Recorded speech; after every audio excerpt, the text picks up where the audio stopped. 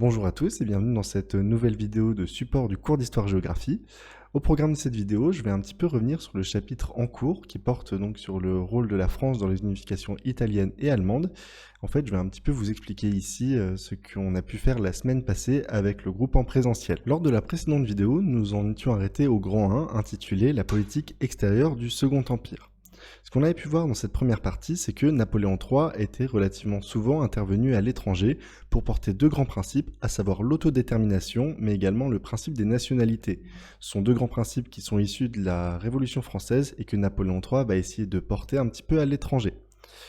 Toutefois, ce qu'on avait pu voir dans cette première partie, donc où je vous avez proposé une activité sur dossier documentaire, c'est que Napoléon III ne faisait pas ça de manière désintéressée, il a un intérêt derrière, à savoir de renforcer la puissance diplomatique de la France à l'étranger, mais également de se faire passer pour le sauveur auprès de ces pays-là afin d'obtenir du soutien politique. Donc il a pu ainsi intervenir dans de nombreux pays comme le Mexique, la Roumanie ou l'Italie. Une fois cette première partie du cours terminée, nous avions pu entrer un petit peu plus dans le vif du sujet en revenant à notre problématique de base qui était, je le rappelle, quel rôle a joué la France dans l'unité des nations italiennes et allemandes. Nous avions ainsi commencé par la question de l'Italie et plus principalement sur la question du contexte italien et des débuts de la campagne d'Italie. Cependant, avant d'évoquer la question de la campagne d'Italie, il fallait rapidement revenir sur le printemps des peuples et sur ce qui s'était passé donc au niveau de la péninsule à cette époque-là. Donc le printemps des peuples en Italie, il s'est caractérisé par un soulèvement, une unité derrière le personnage de Giuseppe Mazzini. Le problème, c'est que cette première tentative d'unification italienne a été un échec et s'est soldée par l'exil de Giuseppe Mazzini.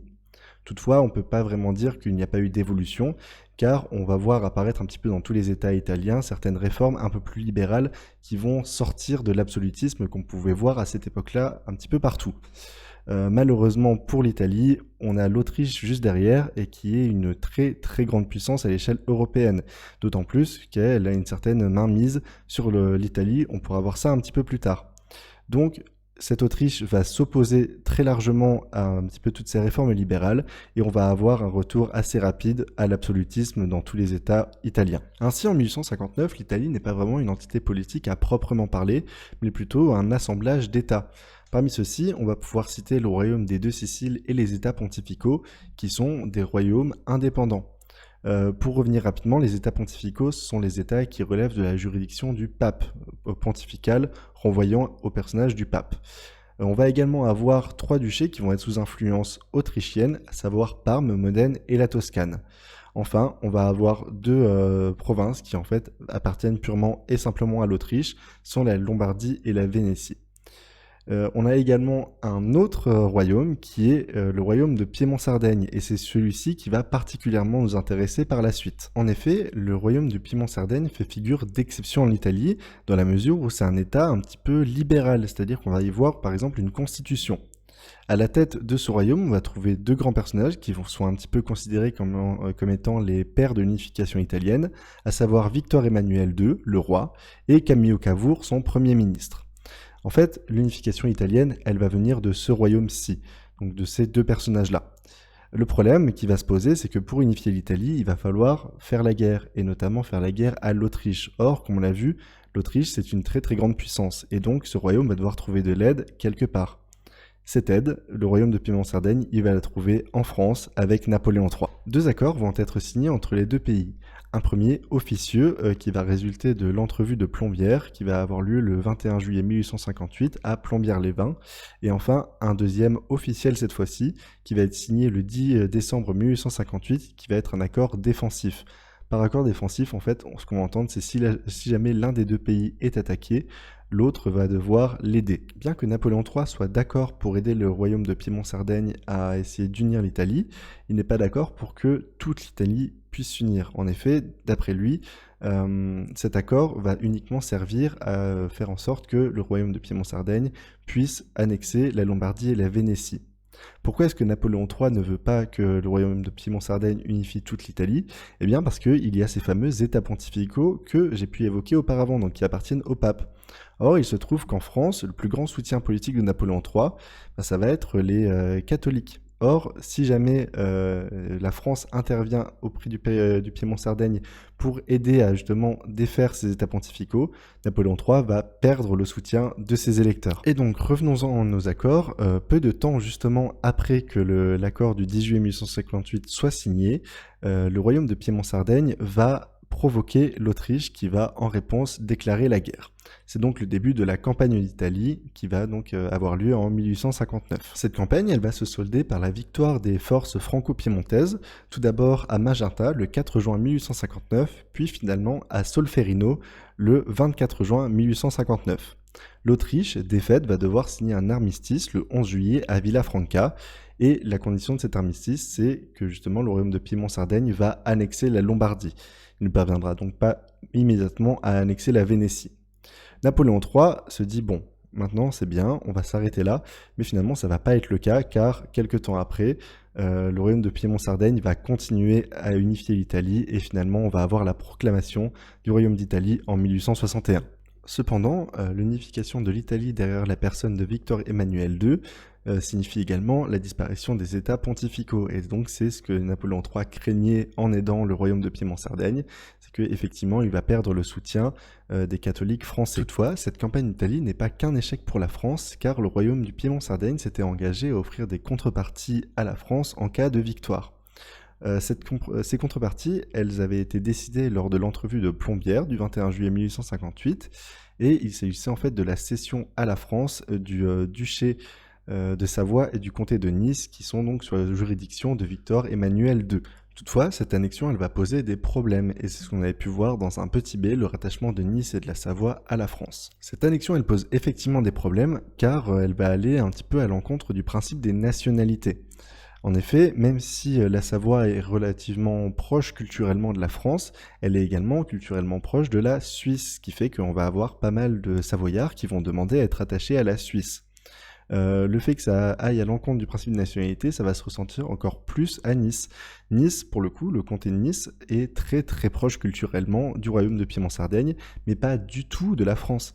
Et donc on va avoir des voix qui vont s'élever de la part des Niçois pour contester ce rattachement à la France. Et ça, Napoléon III, il va pas forcément en tenir rigueur. Et justement, ça va bien nous montrer que ce fameux principe de nationalité qu'il va essayer de porter un peu partout en Europe, c'est pas forcément pour essayer de porter les idées de la Révolution, mais davantage pour renforcer la puissance politique et diplomatique de la France à cette époque-là. Ce rapprochement, il va finalement se faire en 1860 avec l'organisation de plébiscites à la fois en Savoie, mais également à Nice. Pour rappel, un plébiscite, c'est une question simple posée au peuple, à laquelle celui-ci va répondre par oui ou par non en votant au suffrage universel masculin. Ce plébiscite, il va justement être dominé par une très très grande majorité de oui, c'est-à-dire que ces fameuses populations savoyardes et niçoises qui, on voyait, n'étaient pas forcément d'accord pour rejoindre la France, ont finalement voté massivement par oui. À quoi cela va être dû? Ça va être dû à deux grands éléments. Tout d'abord, Napoléon III va faire un usage massif de propagande pour faire en sorte que le peuple vote pour cette annexion. Deuxième point, c'est que Napoléon III va user de certains arguments, notamment celui disant que justement, en fait, la Savoie et Nice doivent appartenir à la France, car les Alpes forment une frontière naturelle et qu'il faut donc respecter cela. Et c'est donc sur ce point que nous avions pu terminer ce grand 1 qui portait sur le rôle de la France dans l'unification italienne. Ce grand 1 étant terminé, nous avons pu entamer le grand 2 qui portait sur l'unité allemande, une unité contre la France. En effet, nous avions pu le voir au tout début du cours, c'est que cette unité allemande, elle va être radicalement différente de l'unité italienne, dans la mesure où l'unité italienne s'est faite grâce à l'aide de la France. En revanche, l'unité allemande, elle va se faire vraiment contre la France, contre la personne de Napoléon III. Avant toute chose, il convient de se poser la question, donc qu'est-ce que le royaume de Prusse avant 1861, avant le début du processus d'unification? Pour y répondre, donc, je vous propose cette petite carte où on peut voir que le royaume de Prusse est au final un royaume relativement morcelé qui ne va pas former une véritable continuité territoriale. On va également voir que juste à côté de ce royaume de Prusse, on va avoir l'Empire d'Autriche qui est, je rappelle, une très très grande puissance. Donc si jamais ce royaume de Prusse veut essayer d'unir l'Allemagne, il va devoir le faire Au final, contre l'Autriche, et ça va être particulièrement compliqué quand on peut voir la puissance militaire et politique de l'Autriche à cette époque-là. Pour vous présenter cette partie, je vous avais proposé une activité sur un texte à partir duquel vous deviez remplir un tableau que voici. Donc ce tableau était composé de 3 colonnes, une première qui portait sur la volonté d'unification finalement relativement ancienne de l'Allemagne, puis une seconde partie qui portait sur la guerre qui a été utilisée donc par la Prusse comme étant un moyen d'unification. En effet, vous allez pouvoir le voir, la guerre, c'est justement par ça que la Prusse va pouvoir réussir à unifier l'Allemagne, notamment la guerre contre l'Autriche qui, comme je le disais juste avant, est du coup le principal obstacle pour l'unification allemande. Enfin, dans un troisième temps, je vous demandais donc d'essayer d'identifier quels étaient les éléments qui renvoyaient justement cette unification allemande, les grandes dates, mais également ses conséquences. Cette activité, nous la corrigerons en présentiel mardi, et pour les élèves en distanciel, je vous posterai sur Pronote la correction au format Word comme d'habitude. Cette activité terminée, nous entamerons mardi la toute dernière partie du cours, qui portera donc sur la proclamation du Deuxième Reich. La proclamation du Deuxième Reich est en effet une date très importante car c'est un événement qui s'est produit à Versailles et plus principalement dans le Palais des Glaces. Pourquoi est-ce que ça s'est passé comme ça? Parce qu'on a vraiment une volonté d'humiliation de la France de la part de l'Allemagne et ça, on va le voir par la suite, ça va avoir de très très lourdes conséquences. Et c'est donc là-dessus que cette vidéo se termine. Je vous souhaite ainsi, vous les élèves en distanciel, une très bonne semaine et pour les élèves en présentiel, je vous dis à mardi.